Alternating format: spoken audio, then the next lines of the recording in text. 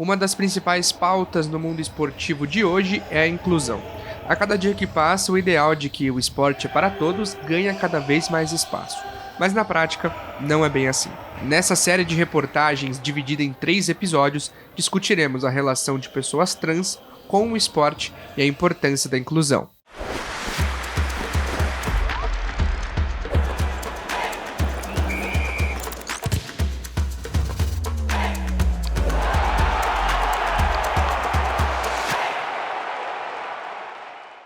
A comunidade trans vem ocupando cada vez mais espaço na nossa sociedade. Segundo o levantamento feito pela Faculdade de Medicina de Botucatu, pertencente à Unesp, cerca de 1,9% da população, ou seja, aproximadamente 4 milhões de pessoas, são transgênero ou não binárias. É um número bastante relevante. Mas afinal de contas, o que é uma pessoa trans e o que é a não binariedade? O que é uma pessoa trans? É uma pessoa que não se reconhece com o gênero que foi imposto ao nascimento. Por isso que a gente tenta não trazer o gênero antigo que a pessoa foi tratada, né? Então, assim, você nasceu de uma forma, teve ali o raio-x, a genitália tal, sua família te criou daquela forma. Quando você chega, tem umas pessoas que na infância começam a perceber, na adolescência, que não se reconhecem naquele gênero, você já é uma pessoa trans daí. E tem as pessoas não binárias, né? Que aí podem ter, por exemplo, pessoas trans masculinas que usam os pronomes neutros, e não necessariamente masculino.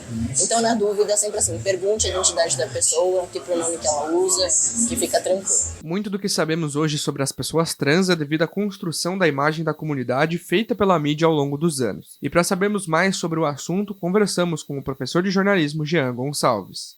Então, quando elas aparecem na cobertura de imprensa, normalmente é ou cobertura de imprensa ou num produto cultural, geralmente um filme, uma telenovela, vai aparecer de uma forma jocosa, principalmente, né? Principalmente a partir daquela ideia de uma pessoa que se traveste com as roupas, as vestimentas de outra. Geralmente é nesse lugar, nessa chave que a gente vê as primeiras aparições de mídia de pessoas trans. Um caso muito conhecido que ilustra bem a situação explicada pelo professor foi o episódio do ex-jogador Ronaldo com as travestis.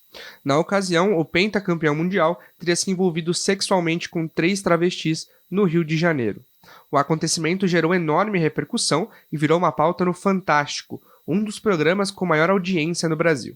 No programa, Ronaldo deu entrevista se retratando. Ele é um modelo de superação, que já deu a volta por cima em muitos problemas físicos. Personagem central de um escândalo que repercutiu em todo o mundo, Ronaldo viveu esta semana um dos momentos mais delicados de sua vida. Você pode contar pra gente o que aconteceu naquela noite? Bom, aconteceu que eu fiz uma grande besteira na minha vida pessoal. Com a repercussão do acontecimento, Ronaldo virou motivo de piada e seu envolvimento com as travestis acabou prejudicando sua imagem nacionalmente. Até hoje, é possível encontrar na internet piadas de mau gosto e memes sobre o caso. Essa ridicularização reflete e alimenta um comportamento odioso de grande parte da população brasileira em relação à simples existência de corpos trans. E o reflexo disso é o Brasil liderar o ranking da Associação Nacional de Travestis e Transsexuais pelo 14º ano seguido, quando o assunto é o assassinato desses grupos. De acordo com o levantamento da ANTRA, apenas em 2022, 131 pessoas trans e travestis foram assassinadas no Brasil. Entre os estados que mais matam, Pernambuco lidera o ranking com 13 casos, seguido por São Paulo e Ceará com 11, Minas Gerais com 9 e Rio de Janeiro e Amazonas com 8 cada. O perfil das vítimas é o mesmo dos outros anos, onde vemos que 54% delas trabalhavam com prostituição.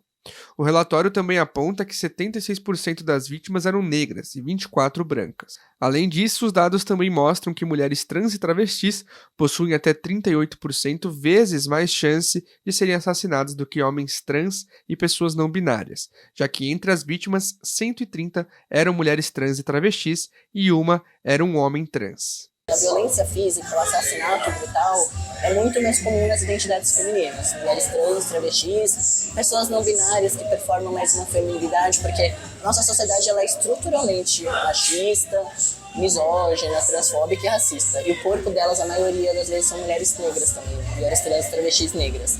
E assim, por que a gente sabe que é a transfobia que motiva esses ódios? Porque assim, um tiro você mata uma pessoa, dependendo de onde você der esse tiro. Com ela são 50 tiros, são não sei quantas facadas, são apedrejamento. Tem aquele caso absurdo nos anos atrás que mataram uma menina e arrancaram o coração dela. Então, assim, eles querem mostrar que não basta tirar a vida e quer desumanizar, né? Quer que aquele corpo não seja mais reconhecido. O assassinato referido pelo jornalista é o caso de Kelly da Silva, que foi brutalmente assassinada na região do Campo Belo, em Campinas, em janeiro de 2019. Na ocasião, o criminoso, além de matar a vítima, arrancou seu coração e deixou uma santa sobre o cadáver, que foi encontrado com o tórax aberto. Em declarações posteriores ao crime, o assassino disse que a vítima era um demônio.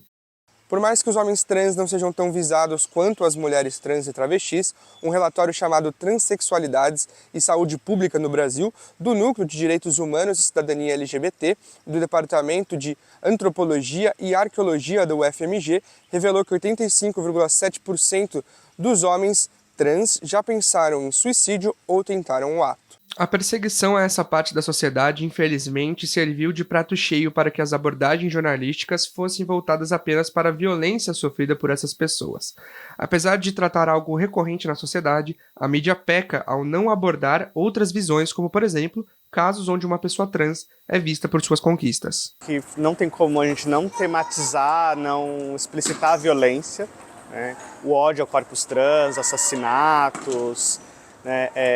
Até pelo fato de dar visibilidade a esses acontecimentos, isso torna uma pauta pública, na agenda pública, para que se gere procedimentos ou mecanismos de tentativa de proteção do direito à vida, principalmente uma discussão sobre segurança pública, né? E qual é o papel do Estado na preservação dessas vidas, nos direitos dessas pessoas irem, virem e existirem nos espaços que elas querem.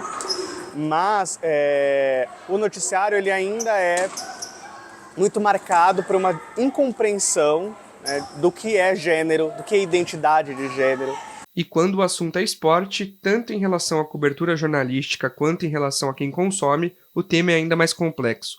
A falta de pessoas trans jogando e cobrindo esportes faz com que a abordagem seja cada vez mais insuficiente. Tem uma discussão forte e séria e importante sobre hormonização, transição de gênero afeta, mexe ou não mexe com a capacidade física das pessoas, né? Dá ou não dá vantagem em determinadas modalidades esportivas.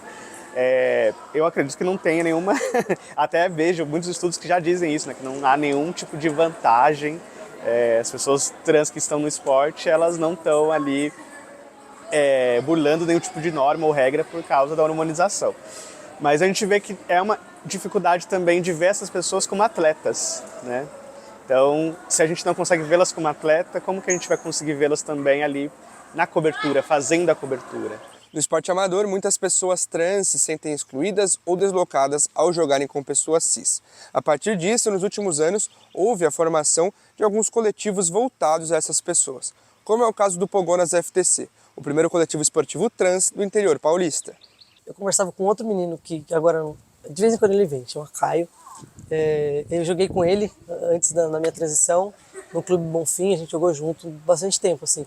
E a gente sempre falava, nossa, a gente precisa jogar bola, chama a galera trans pra gente jogar bola, sei lá. E aí a gente arranjou uma galera que, nesse grupo, ele me colocou nesse grupo, só que tava no auge da pandemia, assim, sabe? Tipo, a vacina tinha acabado de chegar, poucas pessoas tinham tomado as doses, né? E daí eu já tinha tomado 1 ou 2. Bom, já tinha tomado a vacina e os meninos também. Falou, vamos. A gente começou no taquaral, pelada, jogando, com pessoas que ficavam ali também, pessoas cis, chegavam lá na quadra, vamos jogar? Joga, né? Então, e aí quando começou a crescer, começou bastante gente para treinar, eu e o Caio, assim, falamos, nossa, se a gente, sabe, montar um time, que delícia, né? Pra ir jogar campeonato, sabe, de novo, assim, essa sensação é muito gostosa, né? O grupo a que Gil se refere é o do Ambulatório de Gênero da Unicamp. A partir dessa parceria, e depois que os treinos começaram a crescer, como ele mesmo explica, foi possível iniciar o sonho de criar um time de verdade, porém, montado 100% de pessoas trans. Mas como foi criar esse time e como ele se mantém? No segundo episódio da série, conheceremos um pouco mais sobre o Pogonas FTC, o primeiro coletivo esportivo 100% trans do interior paulista.